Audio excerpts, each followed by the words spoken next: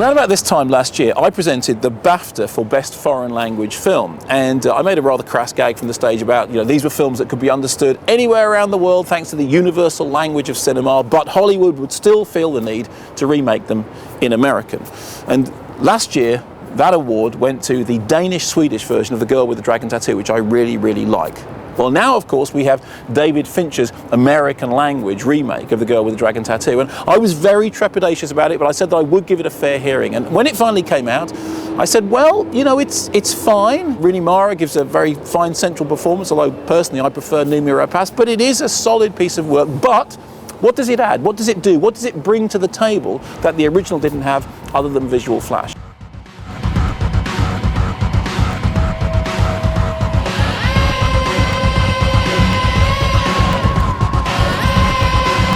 Well, now the movie's been out now for about a month, and the critics' verdicts are in. Generally, it seems to have been liked. Significantly, at the Oscar nominations, it got 5 nods, including a Best Actress nod for Rooney Mara.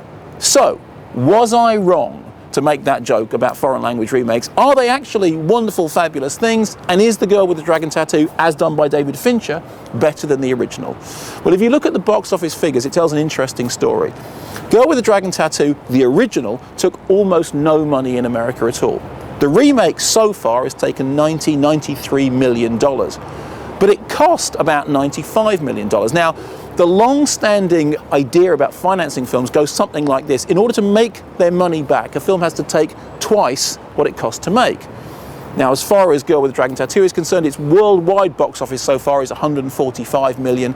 It's probably going to hit 180 million, so it will break even. But that's not a staggering runaway success. In fact, in box office terms, that's a borderline flop. That's underperforming. Despite those Oscar nominations, the movie hasn't stormed the box office. As far as the original is concerned, it cost very, very little. It did no business in America, but the international box office for the original film is somewhere around $110 million. And significantly, many people who went to see it that made up that $110 million will have seen it in a foreign language. Not Americans, admittedly, but people for whom Swedish is not their first language. So what does this tell us? Well, despite how it appears at first glance, the box office figures tell us that the Swedish-Danish version of The Girl with the Dragon Tattoo was a much bigger international hit, comparatively, than David Fincher's remake is ever going to be.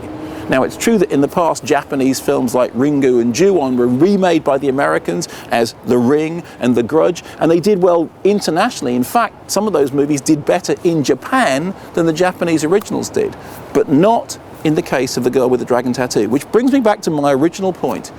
If the films aren't going to be massive international hits, and on current evidence they're not, what's the point of remaking them? Shouldn't we all just get used to something the rest of the world is completely used to? Reading subtitles.